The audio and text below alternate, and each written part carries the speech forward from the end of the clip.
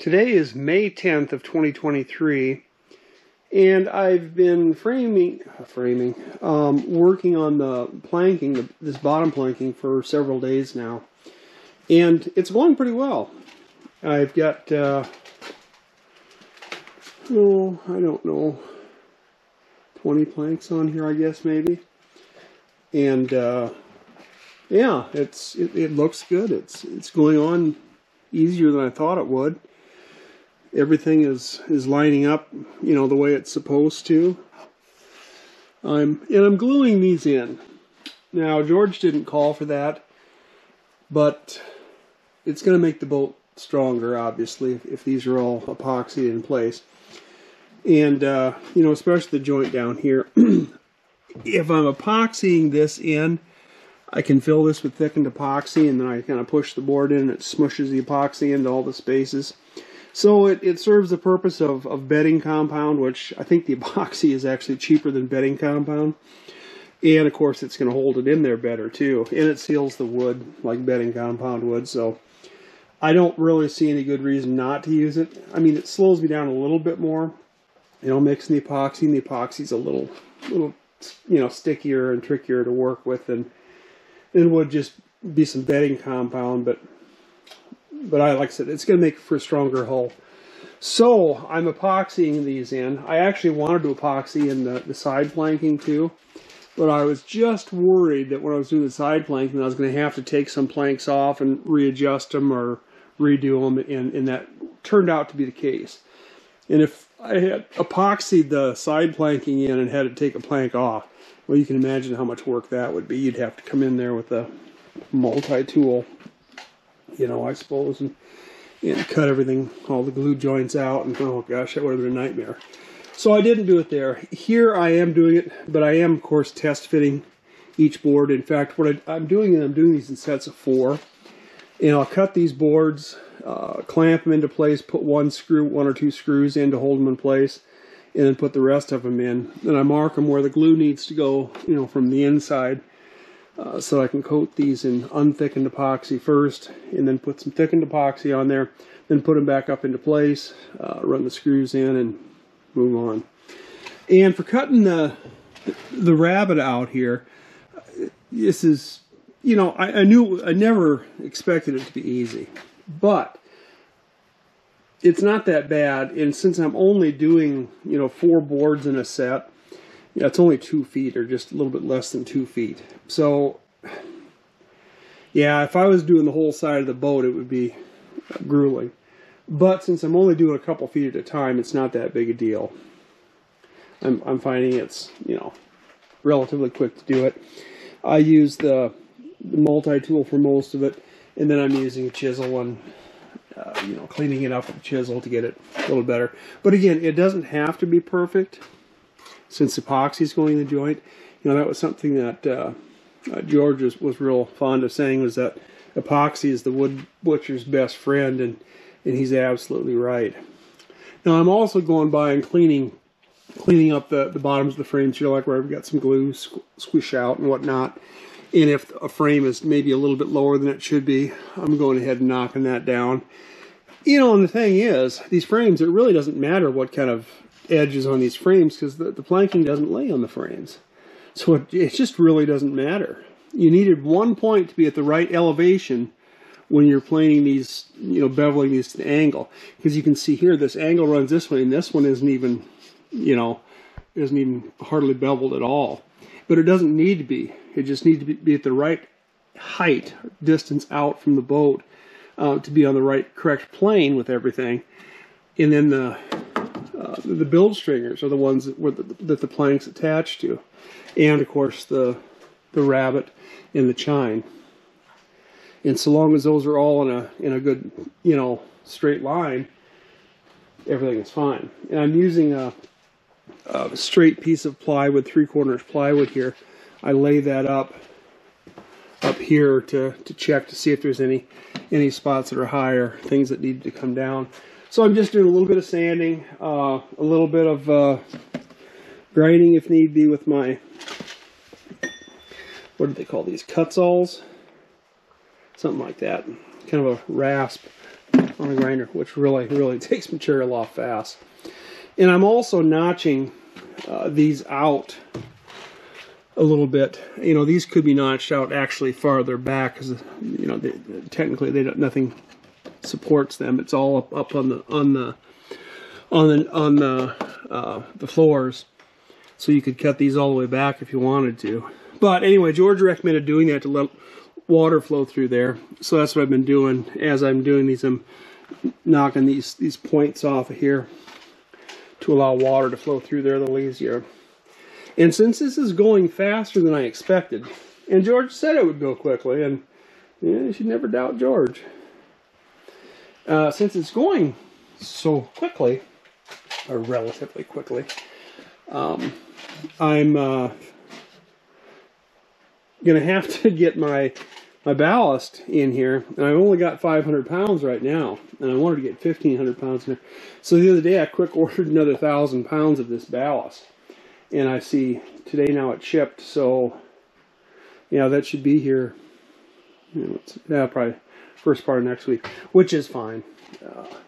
I could probably do 4 sets of these in a day if that's all I was doing, but I've got other jobs to do and other work that needs to be done, and again, the number of hours that I can work in a day is diminished. So, you know, this morning I mowed, and I rode my bike uptown and got some groceries, and I got to unload my trailer. I did that yesterday too. I picked up the rest of my 2x6s that I had ordered, that last 26 of them that I didn't realize, or nobody realized, were in a separate bundle.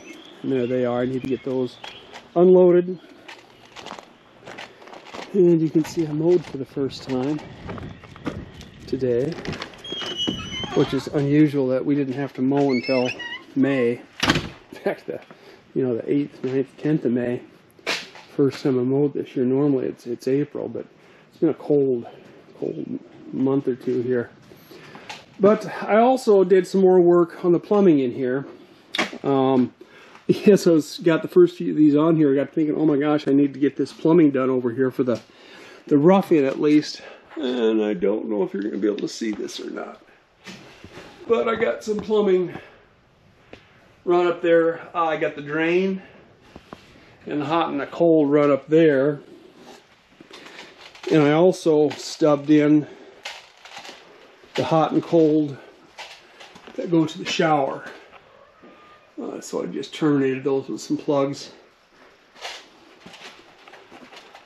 Got a little more work to do, you know, tying these up and whatnot, but for the most part, and it's awful dark in there, but I can rectify that, I think.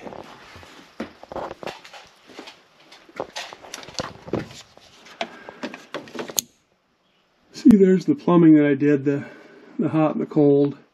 Runs to the shower here, and then up into the bathroom, which will go to the sink and the washing machine.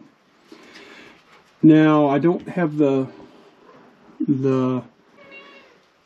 need to put a Y in right about here for the shower to drain into, but I need to cut an access panel in there for that, so I don't know, I may put the Y in here now while I got access to it before I get this side planked up. But yeah, I needed to get that done, and I got the system pressurized again, so, oh, actually, you know what, I got a light over here too. Yeah, it's not plugged in though.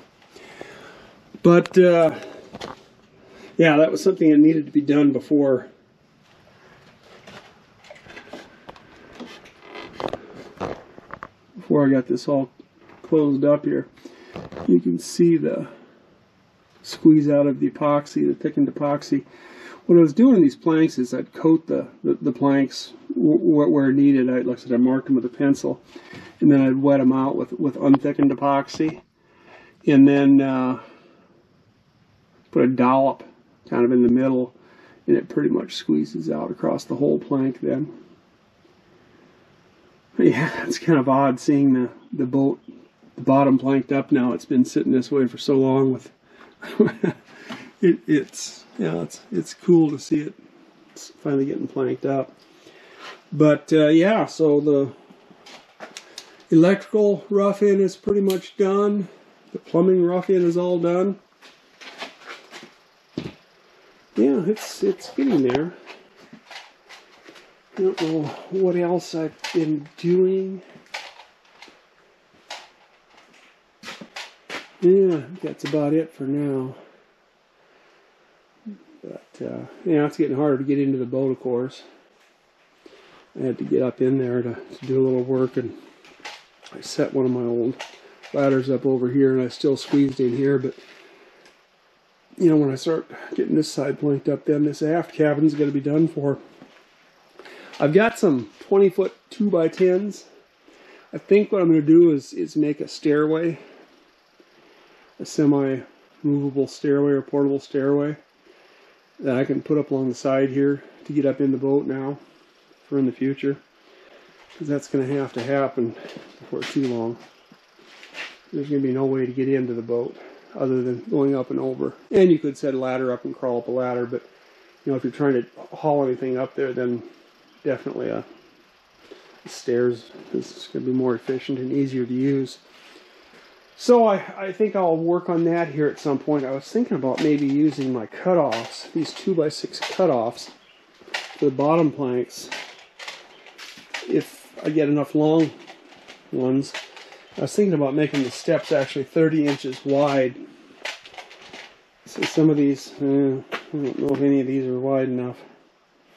But at some point I'll get some wider ones and maybe have to add a 2x4 to it and make it a full tread size. But yeah, we'll see how that goes. But that's one of my next. Oh, and one other thing I've got to do too, and actually that was the reason I put this other light under here. I should have done this earlier, and I've thought about it and thought about it, but I need to get this surface trued up. Where these two halves of this beam came together. This one's a little, ouch, cats. This one is a little bit higher than the bottom one, so this needs to come down because your shaft seal is going to be there, and it needs to be bearing in there, so it needs to be square. It needs to be a flat surface here. So I don't know what I'm going to do now. I should have done this earlier when I had better access to it, but I think maybe just an aggressive sandpaper on my super sander, my Bosch super sander, will probably do that. And then once the bearing goes in there, I don't know if it'll need to be shimmed to be, you know, to get it perfect or not. But oh, and one other thing too is, you know, I'm not coating these planks with my green preserver, that copper naphthenate.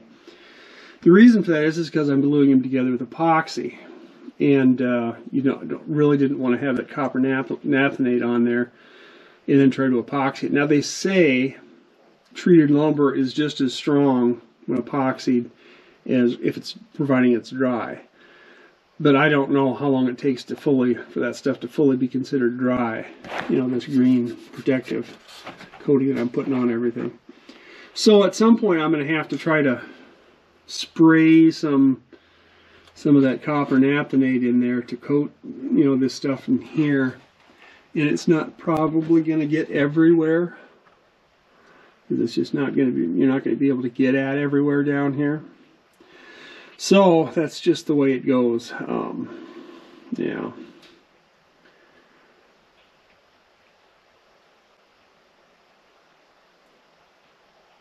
Anyway, yeah, so I guess that's what I've been up to. That'll be my update for the day.